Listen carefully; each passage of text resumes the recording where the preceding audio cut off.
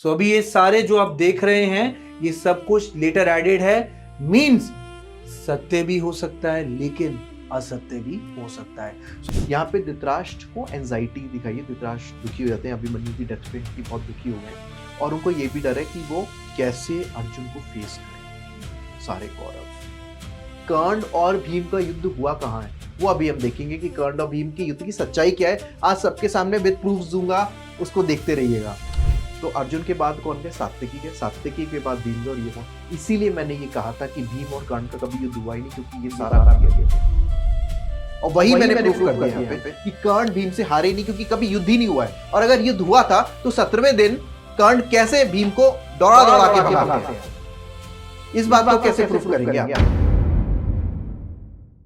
अगर भीम यहाँ पे कर्ण को हरा रहे थे तो 17वें दिन क्या हुआ? फिर आप 17वें दिन की बात ही नहीं करते हो, आपको सिर्फ 14वां दिन याद आता है। देखिए बात तो सीधी सी यही है ना कि 17वें दिन का तो कोई मतलब ही नहीं, क्योंकि अगर भीम इतना ताकतवर है तो आई गेस 17वें दिन तो भीम को लड़ना चाहिए था। भगवान श्री कृष्ण की भी आवश्यकता नहीं थी आने के लिए। तो श्री कृष्ण को फिर कवच कुंडल भी नहीं उतरवाने चाहिए थे। क्यों ही उतरवाते जब कर्ण में ताकत ही नहीं है? जब कर्ण भीम से ही हार रहा है तो कर्ण से भयभीत होने की वजह क्या रही? Karna disable Bhim chariot, Bhim continues fighting on foot with sword. मतलब कर्ण ने भीम को रथहीन कर दिया है और वो बेचारा सड़क पे खड़ा हुआ है हाथ में तलवार लेके। ये कौन बताएगा? क्योंकि ये वैशम पारायण जी का टेक्स्ट है और कभी शायद ये मूवीज में भी नहीं दिखाया। वैशम पारायण जी ने सच्चाई लिखी है, ये यहाँ पे एडेड है, ये लेटर एडेड है।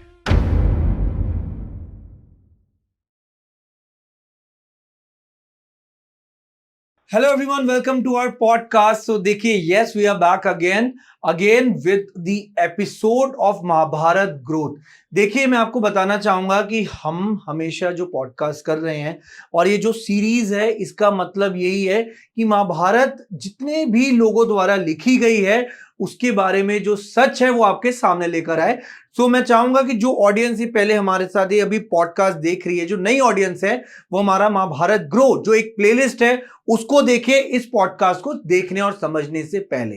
तो जैसा कि अभी हमने पिछले पॉडकास्ट में अभिमन्यु पर्व के बारे में बात करी थी, अभिमन्यु वध पर्व पर, उसके बाद जो अर्जुन ने एक प्रतिज्ञा ली जयद्रथ को मारने की, आज हम उस पर्व पर बात करेंगे। क्योंकि ये सीरीज चैप्टर वाइज चैप्टर है, तो आपको इस वध को, जयद्रथ के वध को समझने के लिए पहले अभिमन्यु पर्व वध वाला वीडियो, वो पॉडकास्ट देखना पड़ेगा। तो मैं आपको, तो अभी जो स्क्रीन आप देख रहे हैं, मैं आपको इजी तरीके से समझाता हूं कि अभी हम कुछ पर्व हमने पकड़े हैं जिनके बारे में हम बात कर रहे हैं। जो मेन हमारा पर्व है द्रोण पर्व, द्रोण पर्व के ये भाग हैं, कह लीजिए सब पर्व हैं ये जो द्रोण पर्व के अंदर आते हैं, जिसमें अभिमन्यु वध पर्व, उसके बाद है अर्जुन की प्रतिज्ञा पर्व, उसके बाद है जयद्रथ वध पर्व। तो अभी जब बात करने वाले, वो बात करने वाले हैं प्रतिज्ञा पर्व के बारे में। जैसा कि वरुण जी ने जो लेयर्स लिखी हैं, इसका मतलब है कि ये जो बी पर्सन है, इसके द्वारा ये महाभारत का चैप्टर लिखा गया है। Basically layer A, layer alpha, layer beta, layer, ये जो हैं, इसका मतलब है कि एक राइटर्स हैं जिनके द्वारा ये लिखी गई है। और वरुण जी, उस राइटर का नाम है सौती जी ने ये बी लेयर को लिखा है। ठीक है। और साथ ही साथ ये जो डी ब्रॉय द्वारा ये सारे चैप्टर्स के, और जो डी ब्रॉय है ये बेसिकली बोरी क्रिटिकल चैप्टर्स के पार्ट हैं। और साथ ही साथ उसके आगे हम चीजों को समझेंगे कि किस तरीके से ये चीजें लेटर एडेड की गई हैं। सो अभी ये सारे जो आप देख रहे हैं ये सब कुछ लेटर एडेड है। मींस सत्य भी हो सकता है लेकिन असत्य भी हो सकता है। सो बिना किसी देरी के इस पॉडकास्ट को स्टार्ट करते हैं। वेलकम अगेन वरुण जी, कैसे हैं आप? जय श्री कृष्णा। मैं बहुत अच्छा हूँ और ऑडियंस को धन्यवाद देना चाहूंगा कि अभिमन्यु वध पर्व पे हमें काफी अच्छा प्रोत्साहन दिखाया, काफी लोगों ने अच्छे अच्छे कमेंट्स भी किए और उन कमेंट्स के बेसिस पे हम लोग नेक्स्ट अपना ये एपिसोड या नेक्स्ट सीरीज लाए जो प्रतिज्ञा पर्व है, जैसा आपने कहा। और जैसा नाम दर्शाता है या सिग्निफाई करता है कि अर्जुन की प्रतिज्ञा के ऊपर ये पर्व बनाया गया है। छोटा सा पर्व है पर इसी को लेके आगे चलते हैं। और साथ ही साथ अभी रिसेंटली वरुण जी हमने अर्जुन के द्वारा लिए गए कुछ ऐसे एक्शंस पर भी बात करी जहां पर उनकी स्ट्रैटेजी, उनका माइंडसेट भी देखने को मिलता है कि एक्चुअल में उस वॉर स्ट्रैटेजी में किस तरीके से आपको आगे आना था, क्या एक्शन आपको लेने थे कि जिसकी वजह से ऐसी स्थिति बनी जहां पर अभिमन्यु की मृत्यु होगी। अब उसके बाद वरुण जी शुरुआत करते हैं अर्जुन। के द्वारा ली गई प्रतिज्ञा। तो देखिए यहाँ पे क्या हुआ है, ये बहुत ही छोटा सा पर्व है, इसमें केवल 9 चैप्टर्स हैं क्रिटिकल एडिशन के अकॉर्डिंगली। और ये डेब्रॉय के चैप्टर्स, ये बोरी जी। क्रिटिकल एडिशन है, इंग्लिश ट्रांसलेशन डेब्रॉय द्वारा। तो उनमें यहाँ पे ये चैप्टर्स मैंने वहाँ पे मेंशन कर दिए हैं। ओके। और टोटल ये 9 चैप्टर्स हैं जो क्रिटिकल एडिशन में हैं, ठीक है।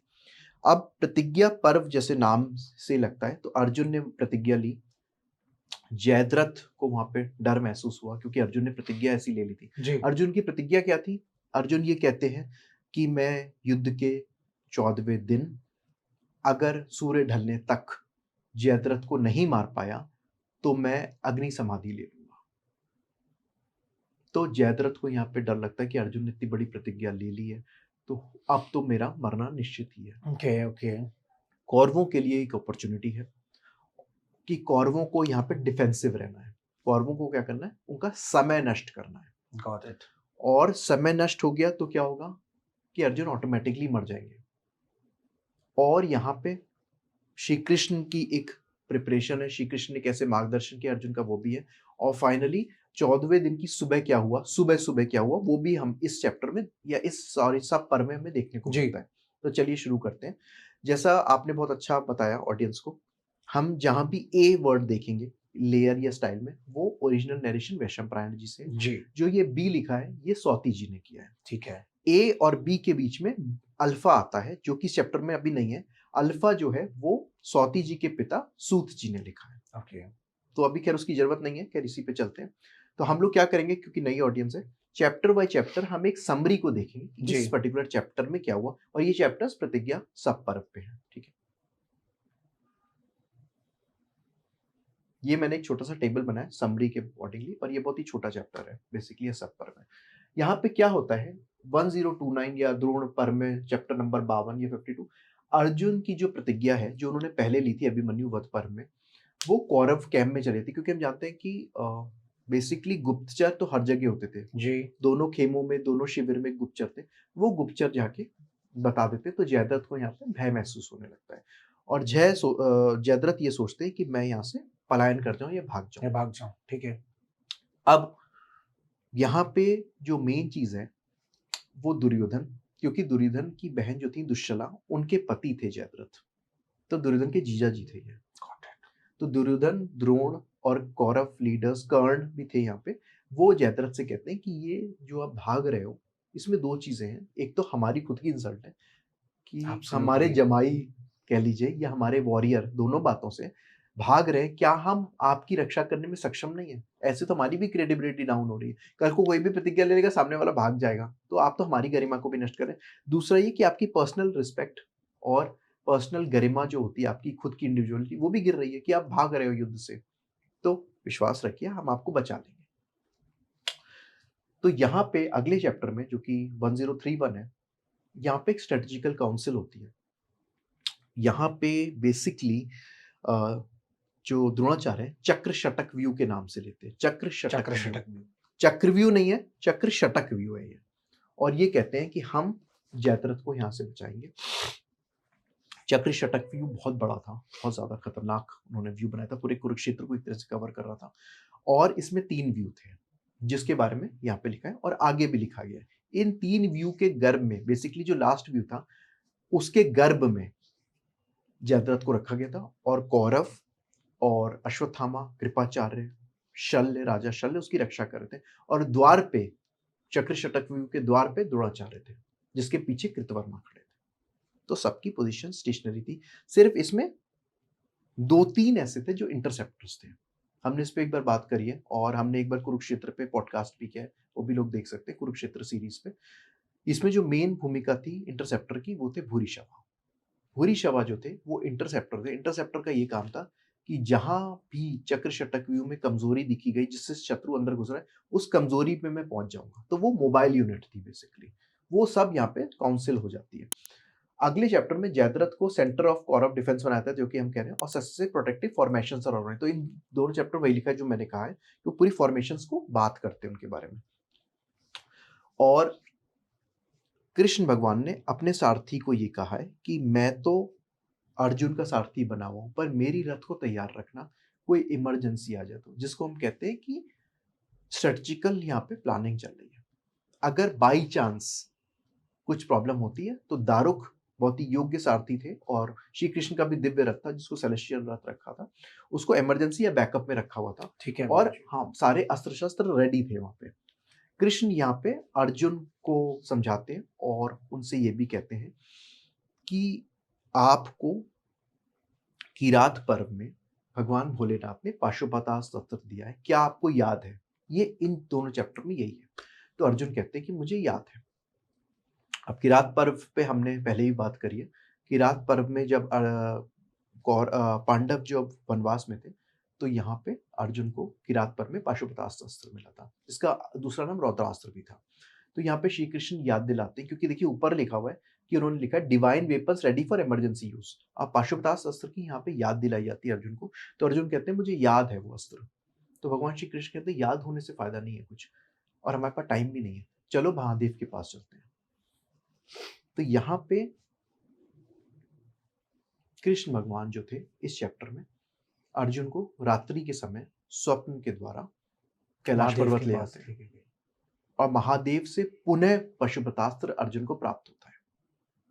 पुनः क्यों? क्योंकि पहले प्राप्त हो चुका था, पर श्री कृष्ण यहाँ पे कहते हैं कि क्या पता तुम भूल गए हो, तो हमें यहाँ पे कोई भी चांस लेना, तो यहाँ पे ये इनको पशुपतास्त्र की प्राप्ति होती है। तो मतलब कहीं ना कहीं ये भी लेयर बी में एडेड है वरुण जी, ये सारा सब बी में कुछ एडेड है। ये सौती जी ने बाद में ऐड किया। क्यों? उसका एक रीजन है कि यहाँ पे जो कर्ण पर्व है जो आगे है उसमें अर्जुन ने रौद्रास्त्र का आह्वान किया है।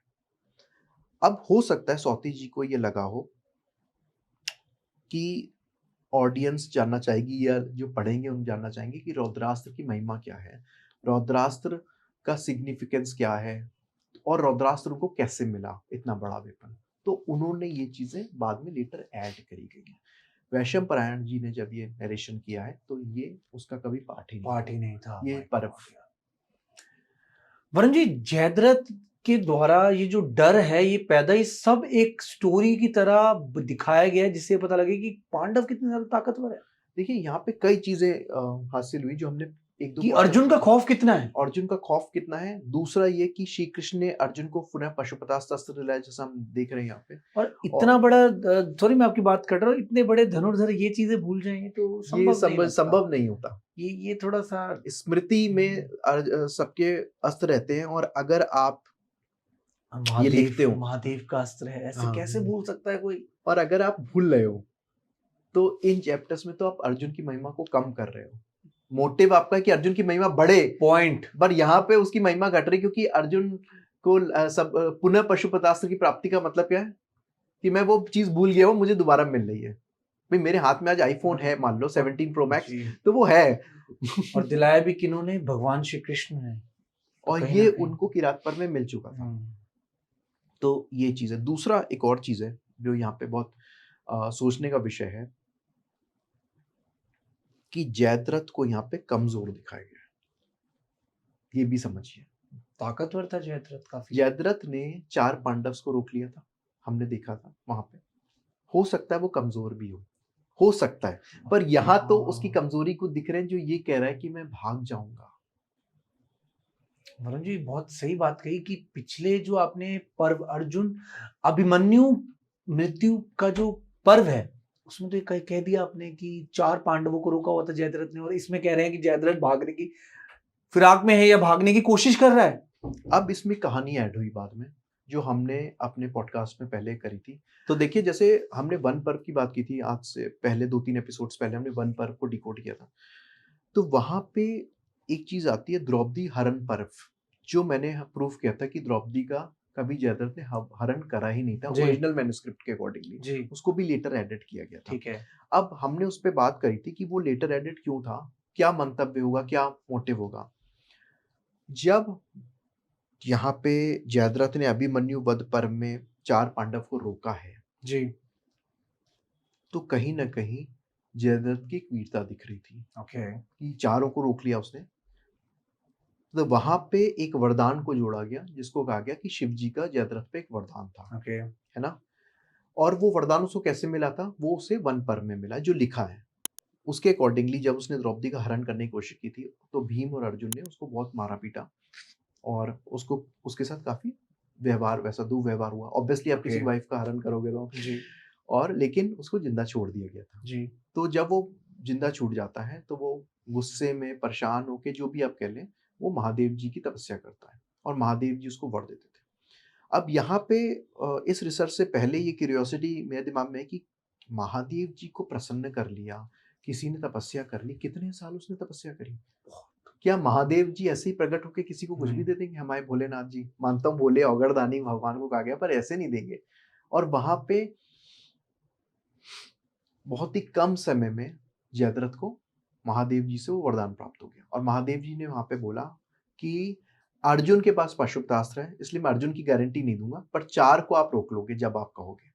और बाद में ये सिद्ध किया गया कि उसी दिन महादेव जी के अंदर महादेव जी का वरदान जो था वो साबित हो गया या फलीभूत हो गया और इसलिए जयद्रथ ने उन 4 को रोक लिया।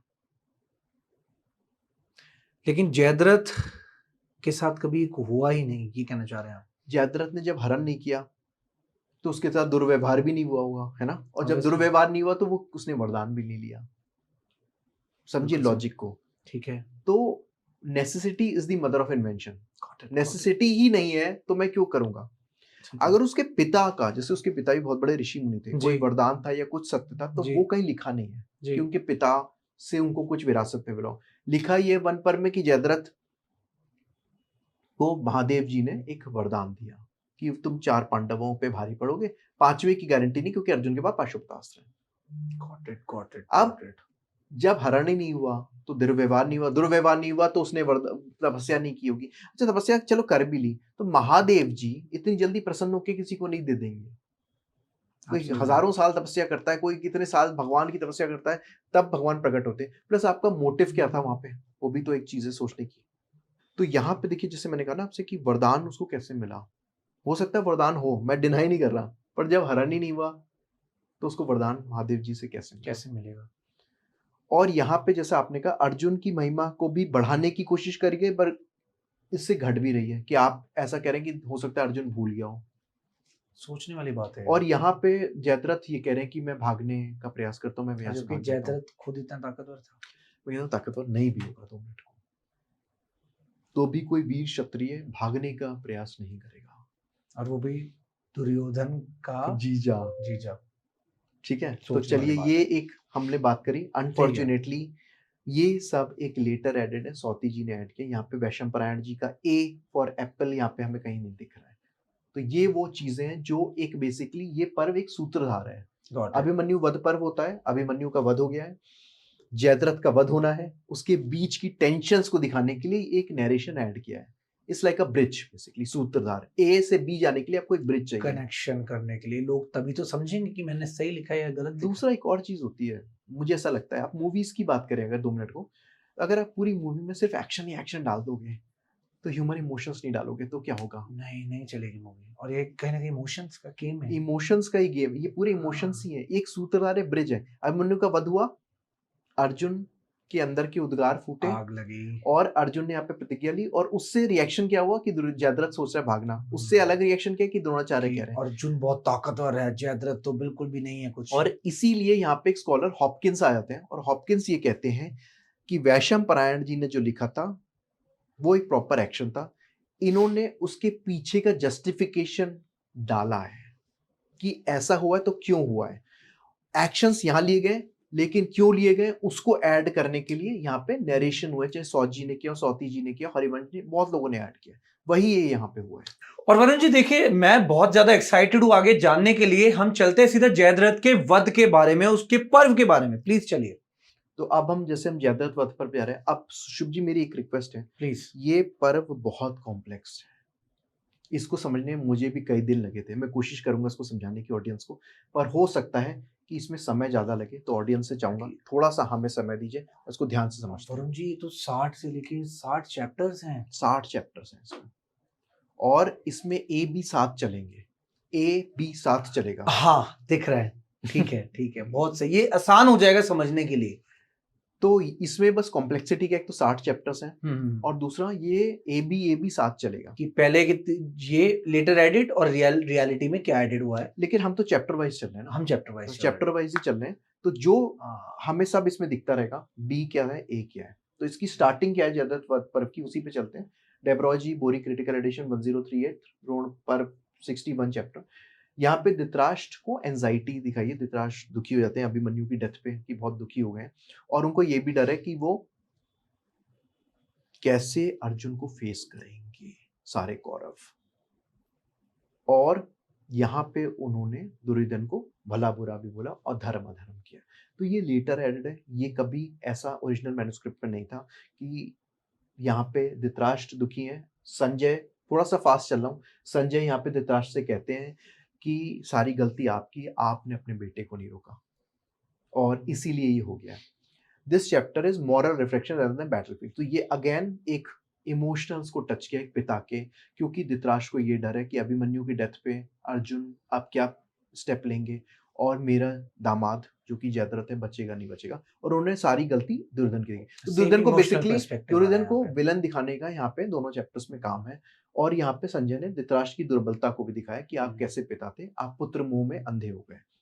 ठीक है, उसके बाद यहाँ पे फिर से मॉर्निंग जब शुरू होती तो द्रोण वही से प्रोटेक्टिव व्यू करते हैं। ठीक है, और द्रोणा अपने आप को एंट्रेंस में रखते हैं। ये लेटर एडेड है क्यों, क्योंकि आगे वही चीज दिखती है।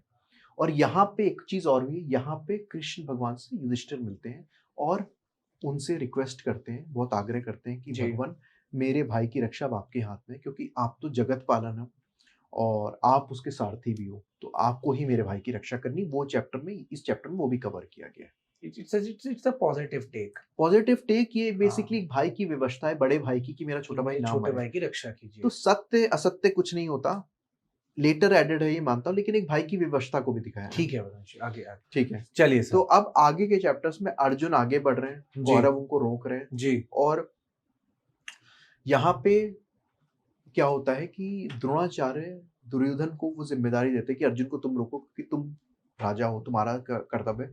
और द्रोणाचार्य ये सोचते हैं कि मैं इस मौके का फायदा उठा लेता हूँ, अर्जुन हट गए, मैं अपने मिशन पे वापस जाता हूँ, मैं युधिष्ठिर को कैप्चर कर लेता हूँ, और द्रोणाचार्य आगे चले जाते हैं। ठीक है, द्रोणाचार्य का यहाँ पे मुकाबला हो रहा है धृष्टद्युम्न से। सात्यकी की एंट्री है, सात्यकी उनको रोक रहे हैं, ये पूरी लड़ाई यहाँ पे चल रही है। अब जैसा मैं ये बात कर रहा था, वो सोचने का एक विषय है जिसपे हम आज बात करेंगे कि भीम और कर्ण का सामना कैसा हुआ। उसका रीजन है, अभी हम जो ये चैप्टर्स देख रहे हैं शुभ जी, अर्जुन ने मॉर्निंग से ही आगे बढ़ना शुरू कर दिया। बिल्कुल सही। और कौरव खेमे में अंदर घुसते चले गए। द्रोणाचार्य से वो जीत नहीं पा रहे थे या टाइम वेस्ट हो रहा था, तो साइड से निकल गए और पूरा युद्ध चल रहा है यहाँ पे जी। Arjun and Krishna continue their urgent advance, मतलब आगे बढ़ते जा रहे हैं, राइट, रुक नहीं रुक रहे। और कहीं ना कहीं कृष्ण जी भी गाइड कर रहे हैं मेरे, कहीं नहीं, कृष्ण जी की तो पूरी गाइडेंस। जब सौंप दिया जीवन का सब भार तुम्हारे हाथ में, जब श्री कृष्ण ही आपके सारथी है तो फिर कोई बचा ही नहीं सकता ना किसी को।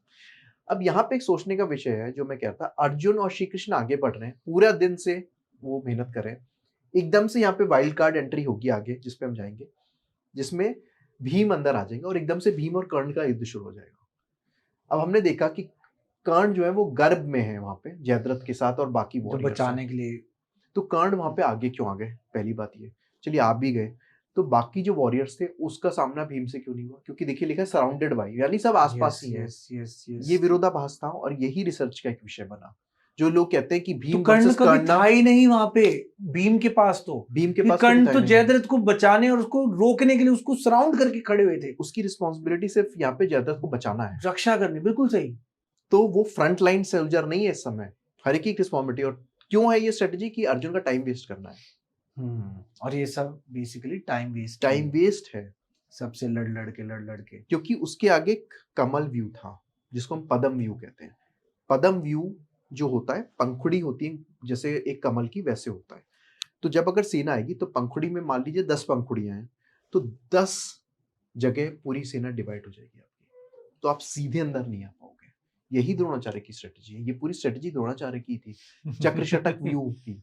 क्योंकि पद्म व्यू का मतलब ये कि पूरी सेना डिवाइड हो गई, आप सीधे अंदर नहीं आ सकते। और जब आप अंदर नहीं आ पाए तो आपकी मैन पावर खत्म हो गई बेसिकली। ओके 100 लोग आ रहे थे, 10 ही अंदर आ पाए, 10 मर गएंगे क्योंकि वो इतने बड़े बड़े वॉरियर बैठे हैं वहां पे। बिल्कुल तो क्वेश्चन यही था कि कर्ण और भीम का युद्ध हुआ कहाँ है। वो अभी हम देखेंगे कि कर्ण और भीम के युद्ध की सच्चाई क्या है। आज सबके सामने विद प्रूफ दूंगा, उसको देखते रहिएगा।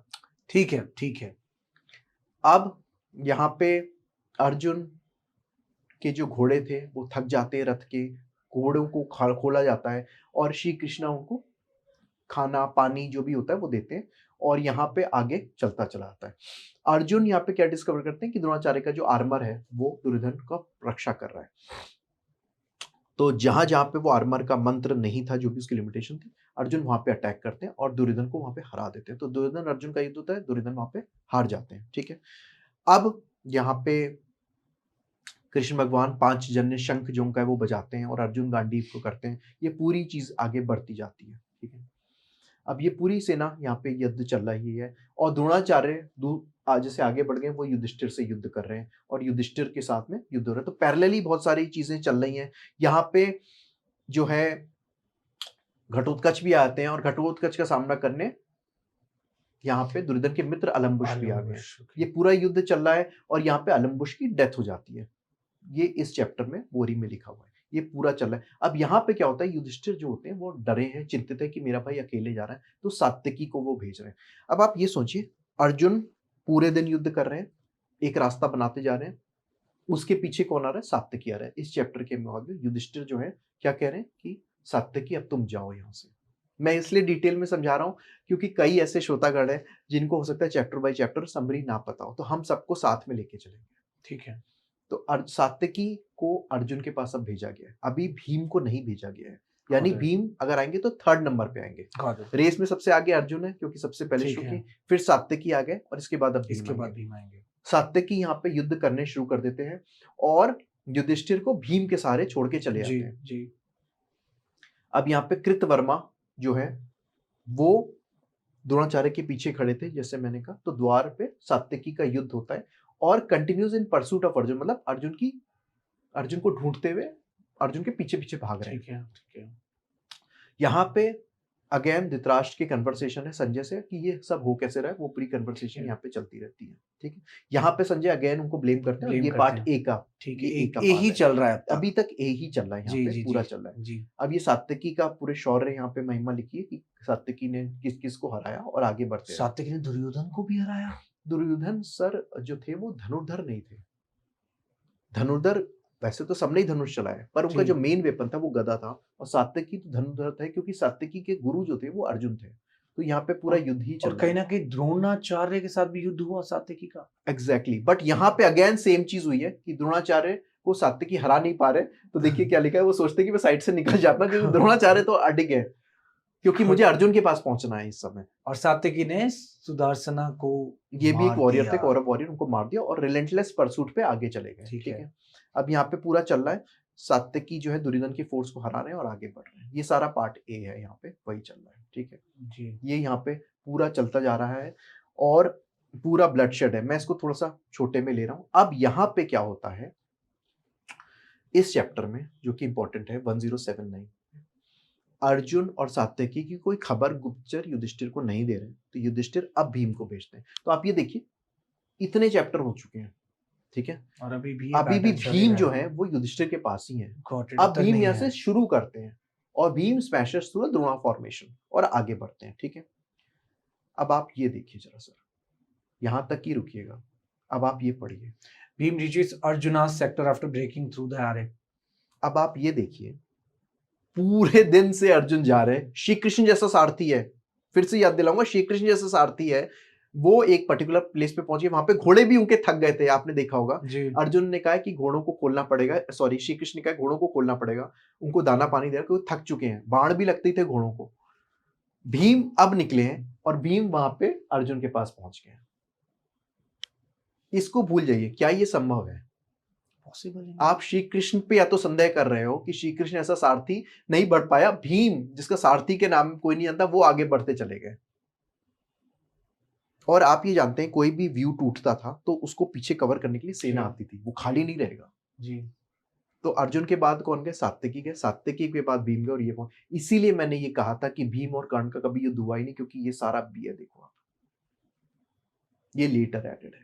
अच्छा, होता क्या है ना, जब दो राइटर्स उसको लिखते हैं तो विरोधाभास आता ही है, और आ रहा है, क्योंकि आप और मेरी सोच अलग होगी। अगर हम इस पर्टिकुलर पीडीएफ को जो मैंने इतनी मेहनत से बनाया किसी को दे दूंगा, हो सकता है उसका इंटरप्रिटेशन डिफरेंट हो, मेरा अलग हो। सही गलत तो बाद में होता है, इंसानी जो एक स्वभाव है वो हम सबका अलग है जी। तो अब आप ये देख रहे हैं शुभ जी और ऑडियंस भी, यहाँ तक ये था, अब मिला यहाँ पे लेटर एडेड शुरू हो गया सारा।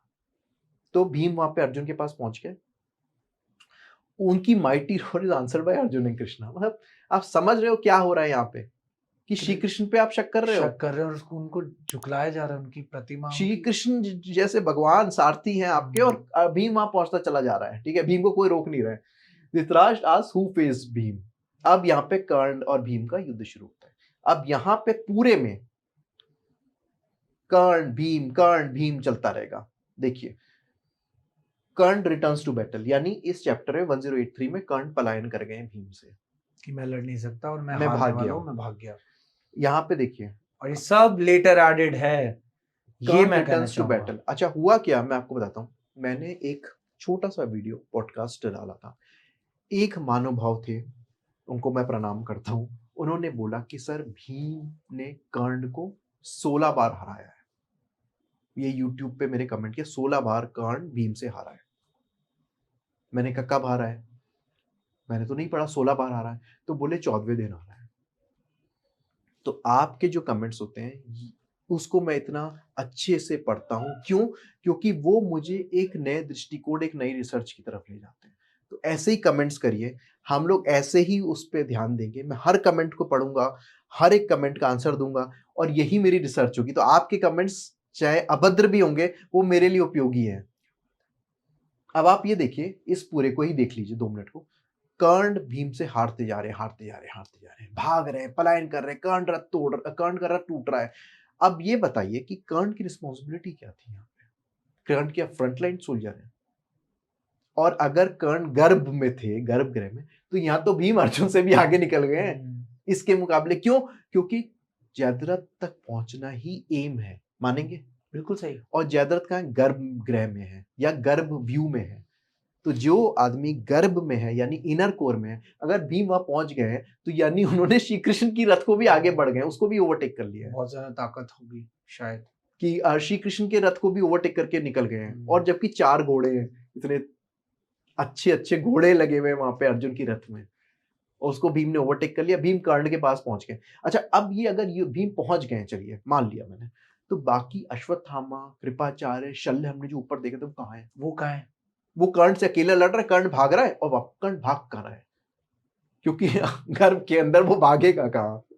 और बड़ी हैरानी की बात है, तो अगर कर्ण से भीम ही लड़ लेता 17वें दिन। आप मुझे एक बात बताइए, हम इस कमरे में हैं, इस कमरे को लॉक करते हैं, मैं कहाँ भागूंगा, आप कहाँ भाग पाओगे? दिख ही जाओगे जहां भी जाओगे, इस कमरे के अंदर ही रहेंगे ना। तो कर्ण भाग कहाँ रहा था? जो ये लोग कहते हैं कर्ण भगोड़ा है, कर्ण भाग रहा, आज मैं आपसे डायरेक्ट क्वेश्चन पूछता हूं, इसको प्रूफ करके देखिए, कर्ण कहाँ भाग सकता है? या तो महाभारत नहीं पढ़ी है, या आप समझना नहीं चाहते, आपको बस ये दिखता है कर्ण भीम से हार गया, कर्ण। मैंने प्रूफ कर दिया है आज विद प्रूफ्स कि ये सब लेटर एडेड है। एक लॉजिक भी तो होता है ना, उसे पढ़ना नहीं, समझना भी है चीजों को। रट्राफिकेशन नहीं हो रहा है यहाँ पे कोई।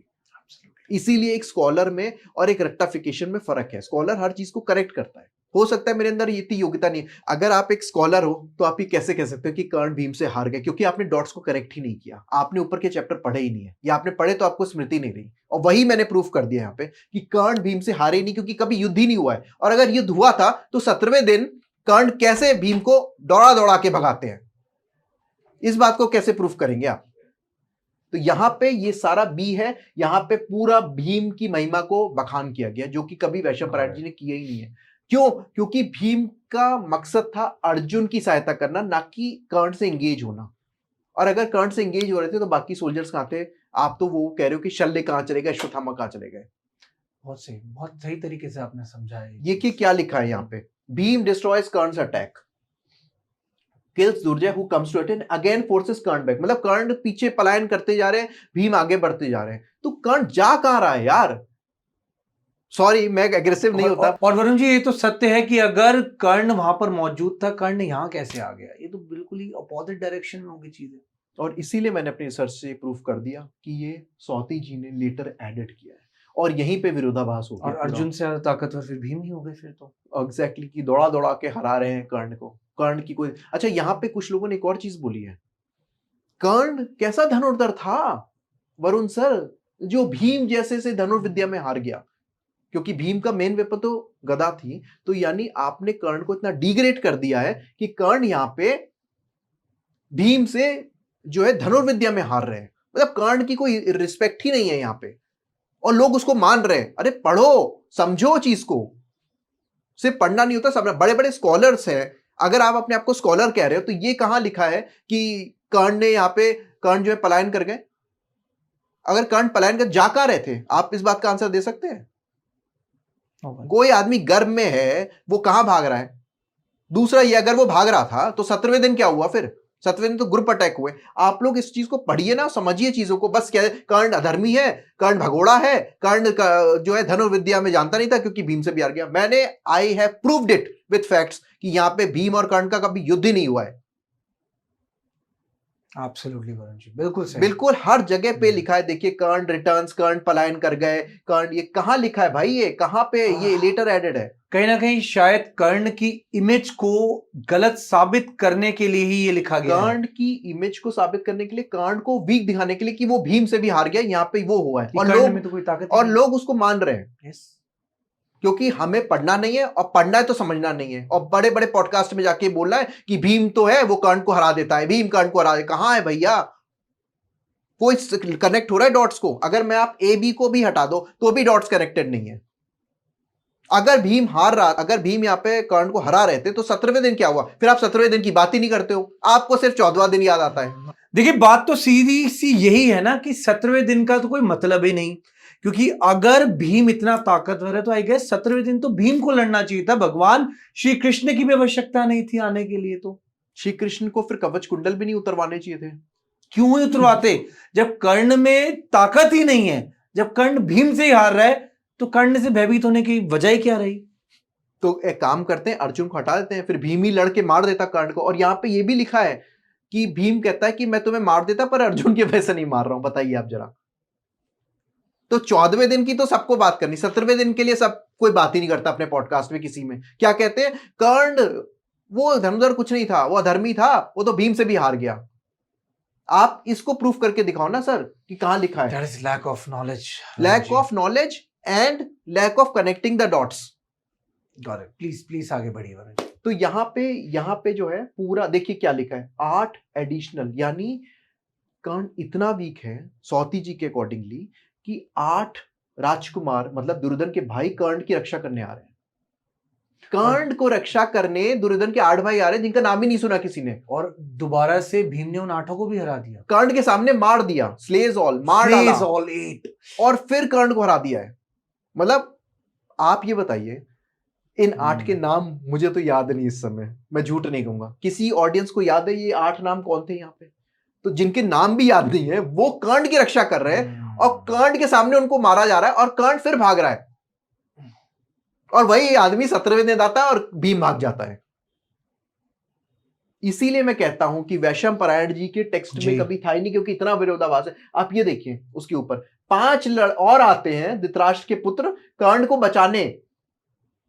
भीम kills them all, और कर्ण उसको हेल्पलेसली देख रहा है, कर्ण कुछ कर ही नहीं रहा है। अच्छा, कर्ण के पास कोई शस्त्र नहीं, इतने द्वारा दिए गए ताकतवर परशुराम दिव्यास्त्र भी नहीं चल रहे, कैसे मौत पॉसिबल है? और 17वें दिन वही आदमी सारे दिव्यास्त्र को अर्जुन के काट रहा है। अच्छा, अभी घटोत्कच की एंट्री नहीं हुई यहाँ तक ना? घटोत्कच का युद्ध नहीं हुआ अभी कर्ण और से। कर्ण के पास तो अस्त्र, कौन सा अस्त्र था वरुण जी जो घटोत्कच पे चलाया था? इंद्र भगवान की शक्ति थी, तो वो चला नहीं सकता था यहाँ? एग्जैक्टली, वो भीम पे ही चला देता अगर इतना ताकतवर भीम, अगर भीम इतना ताकतवर था। और यहाँ पे दुर्योधन के भाई मर रहे हैं। अब ये देखिए यहाँ पे क्या लिखा है, 8 भाई मर गए, 5 भाई मर गए, और ये चैप्टर नंबर का रेफरेंस भी दिया है। चीजें मैच नहीं हो रही वरुण जी, ये और वो मैच नहीं। कर्ण हेल्पलेसली देख रहा है, और 17वें दिन वही बंदा ग्रुप अटैक में सबको भगा रहा है।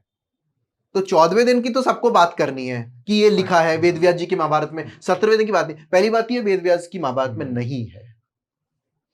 तो वेद व्यास जी की महाभारत अगर आपके पास है आप मुझे भेज दीजिए, मैं भी देखता हूं उसमें कहां लिखा हुआ है ये जरा।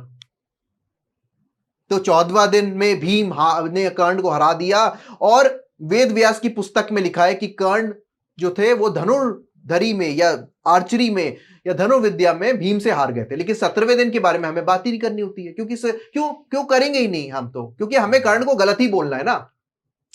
माइंडसेट बना लिया है, ये माइंडसेट बनाया गया है। और ये किनके और द्वारा हम बनाया यहाँ गया पे है? ना सच झूठ नहीं कह रहे, हम कह रहे हैं आप खुद पढ़िए, खुद निर्णय लीजिए। हम तो आपको रेफरेंस दिखा रहे हैं ना। अगर हर कोई रेफरेंस दिखा रहे, ये दे रहे चैप्टर्स नंबर सब एडेड है, पढ़िए चैप्टर्स को और खुद कनेक्ट करिए डॉट को ना, मत मानिए मेरी बात। Got it. अब यहां पे जो है असली युद्ध यहां पे शुरू होता है। अब आप देखिए क्या फर्क है। अब मैं आपको फर्क दिखाता हूं। यहां पे 8 भाई आए, हाथ जोड़े कर्ण खड़ा हुआ है कि भाई मारते रहो भाई, मैं चुपचाप खड़ा रहूंगा, मैं तुम्हारा दास हूं, है ना। और यहां पे क्या लिखा है, कर्ण डिसेबल्स भीम्स चैरिट। अब कर्ण में एक ताकत आ गई है, क्योंकि अब ए आ गया है। कर्ण ने भीम का रथ तोड़ दिया। अब यहां तक बेचारा कर्ण कुछ नहीं कर पाता, एकदम से उसके अंदर कोई ताकत आ गई दैवी कि वो कर्ण ने मारना चालू कर दिया। बताइए आप कितना विरोधाभास है। यहाँ पे 8 कर्ण की रक्षा करने आ रहे, 5 रक्षा करने आ रहे, यानी 13 लोग आपके साथ हैं, और आप फिर भी पिट रहे हो, और यहाँ पे कर्ण अकेले भीम के रथ। तो क्या हो गया यहाँ पे? अब यहाँ पे भीम की पावर दिखाई है, ये पे यहाँ पे जो एक्चुअल फैक्ट्स हैं वो दिखाए।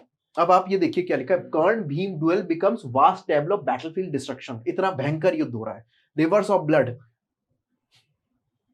अब आप ये देखो ध्यान से, Karna disables Bhim chariot, Bhim continues fighting on foot with sword. मतलब कर्ण ने भीम को रथहीन कर दिया है, और वो बेचारा सड़क पे खड़ा हुआ है हाथ में तलवार लेके।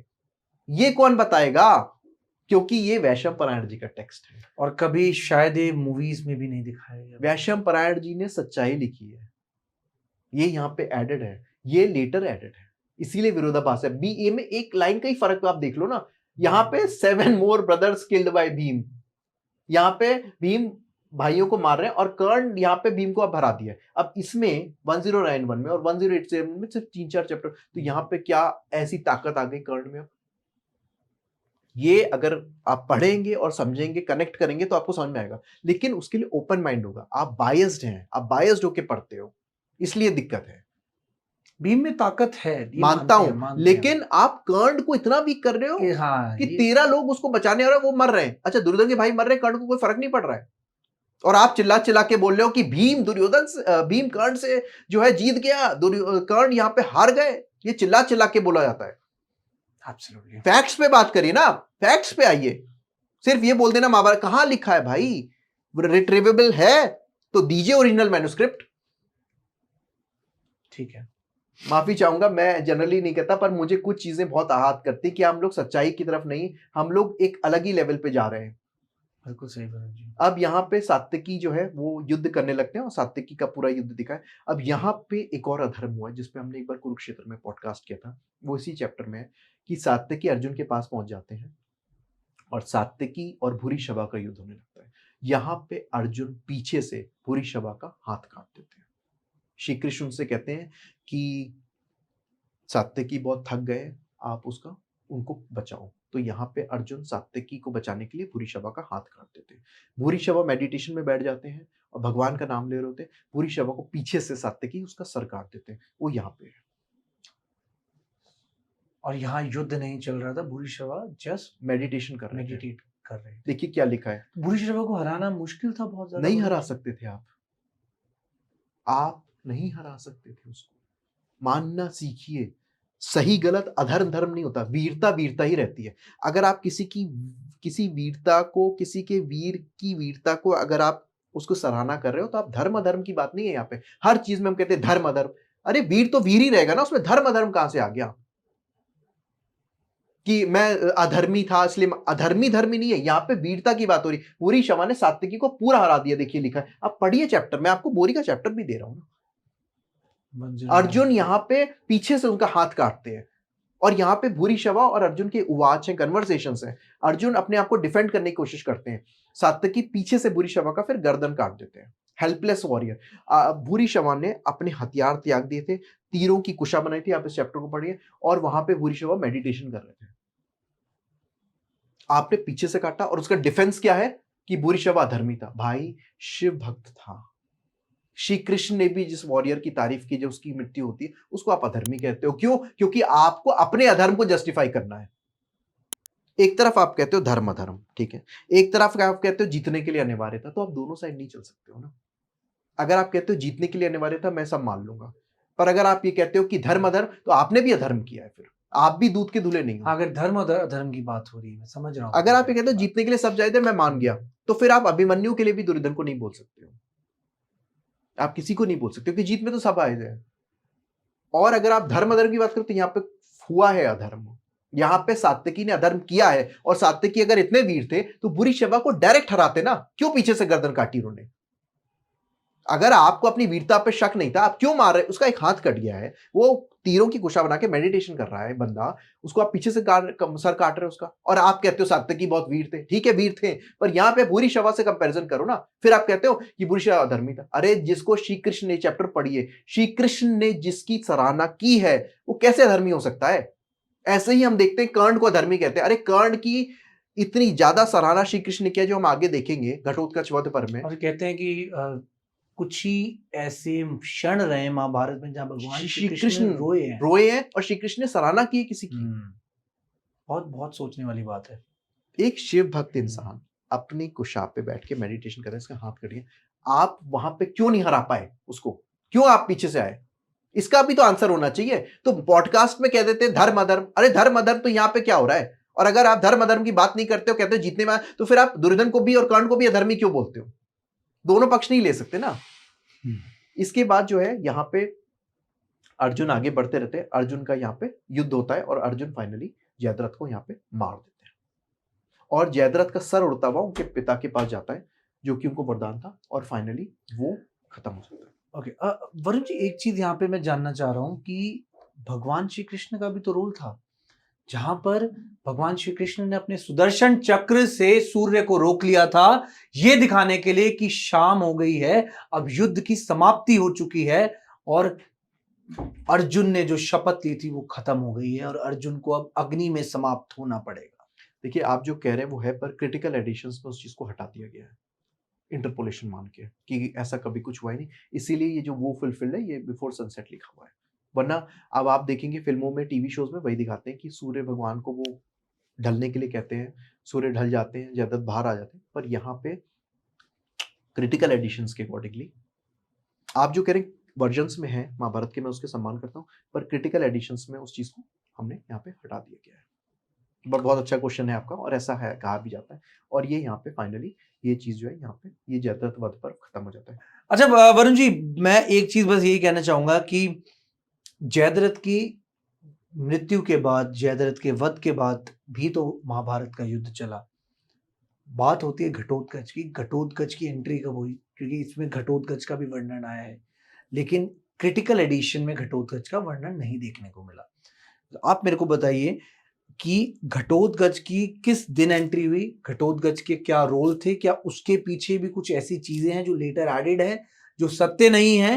क्योंकि अभी काफी कुछ ऐसा जानने को मिला कि जहां पर सीधा सीधा ये तो भास हो गया कि कर्ण की जो ताकत है ना, उसको शून्य कर दिया गया है, और जबकि भगवान श्री कृष्ण तक ने कर्ण के बारे में इतना अच्छा कहा है, और कहीं ना कहीं कर्ण की जो ताकतें हैं वो सब हमको पता है, लेकिन ये जो माइंडसेट बना दिया गया ना, आज उसी को तोड़ने की कोशिश हमने की है। तो मैं चाहूंगा कि वरुण जी कि हम अगले पार्ट में इस चीज को कंटिन्यू करें। बिल्कुल, घटोत्कच की एंट्री इसके बाद ही है, क्योंकि युद्ध शुरू चलता ही रहा था। ओके, एक चीज होती है आपकी पर्सनल ईगो, पर्सनल ग्रजेस। अब ये युद्ध काफी अलग स्तर पे पहुंच गया था, उसके बारे में बात करें। जितना आपने ब्लड शेड देखा है तो कुछ भी नहीं है, मैं माफी चाहूंगा, इसके आगे बहुत कुछ हुआ है। Got it. और वही मैं जानना चाहूंगा, अमानवीय कार्य भी हुए हैं, बहुत ही सेंसिटिव टॉपिक है, बहुत ही ज्यादा मास डिस्ट्रक्शन हुआ है, भगवान क्षमा करे, ऐसा कभी ना हो, यही प्रार्थना कर सकते हैं भगवान से। पर युद्ध इसके आगे चलता रहा, और इसके आगे ही अब घटोत्कच वध पर शायद और क्रूर होता गया युद्ध, क्रूर अमानवीय होता गया, जिसमें दानव और असुरों ने जगह ले ली। ठीक है, चलिए वरुण जी इस चीज को कंटिन्यू करते हैं। हम अगले पार्ट में, एंड आई होप ऑडियंस आपको मजा आए और आप अपना डेफिनेटली अपना पॉइंट ऑफ व्यू वो शेयर कीजिए। एंड जैसा कि वरुण जी ने कहा, हर कमेंट का कह लीजिए हर कमेंट को हम एक्सेप्ट करते हैं और उसी पर हम कोशिश करते हैं हमेशा उस पॉडकास्ट में चीज़ों को क्लियर करने की। सो मिलते हैं आप लोगों से फिर से ही अमेजिंग पॉडकास्ट में। इस पार्ट को कंटिन्यू करेंगे अगले पार्ट में।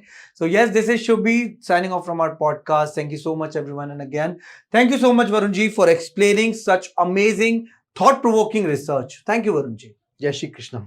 जय श्री कृष्ण। हम आज बात करेंगे फैक्ट्स पर, हम बात करेंगे उन चैप्टर्स पर जो लेटर एडेड है और एक्चुअल में ए लेयर द्वारा, जो कि वैशंपायन जी द्वारा लिखी गई है, उसमें क्या सिमिलैरिटीज हैं और क्या चीजें हैं जो गलत है। ये इकलौता ऐसा दिन था जो कि सबसे बड़ा दिन हो गया कुरुक्षेत्र, क्योंकि रात्रि में भी ये चला। मैंने कई बार प्रूव किया है इस चीज़ को, पिछले पॉडकास्ट में भी। विराट युद्ध हो, चाहे सभा पर्व हो, चाहे वन पर्व हो, ये सब लेटर एडेड किया गया है कर्ण की गरिमा को दूषित कि कर्ण ने सच में कुंती को कोई वरदान या वचन दिया है। ट्रू प्रॉमिस टू कुंती कि पांडवों में से 4 पांडवों को नहीं मारेंगे, लेकिन अर्जुन को छोड़ेंगे। अर्जुन ये कर्ण ने दिया। तो जो लोग ये कहते हैं कि कर्ण ने ऐसा कोई वचन नहीं दिया था, वो इस चैप्टर को तो इसमें कहीं पे भी ये नहीं लिखा। अगर आप मुझे बता दें कि कर्ण ने घटोत्कच के लिए पीठ दिखाई हो, ये कर्ण वहाँ से भाग गया और फिर पूरी लड़ाई जबकि, और आप कहते हो कर्ण भीम से भाग गया था। शिशुपाल को भगवान ने खुद मारा जी, एकलव्य को भी खुद मारा, और एकलव्य की स्टोरी हमें हरवंश पुराण में मिलती है। एकलव्य सबसे बड़ा कॉम्पिटिटर था अर्जुन का, जिसका अंगूठा द्रोणाचार्य ने बचपन में अर्जुन के कहने पे दे दिया। तो जो लोग ये कहते हैं कि घटोत्कच ने बलिदान दिया है, वो बलिदान नहीं है, वो कृष्ण भगवान की स्ट्रेटेजी है। और देखिए हर जगह ये दिखाया गया कि घटोत्कच एक ऐसा योद्धा था पांडव सेना का कि जिसको हराना तो पॉसिबल नहीं था।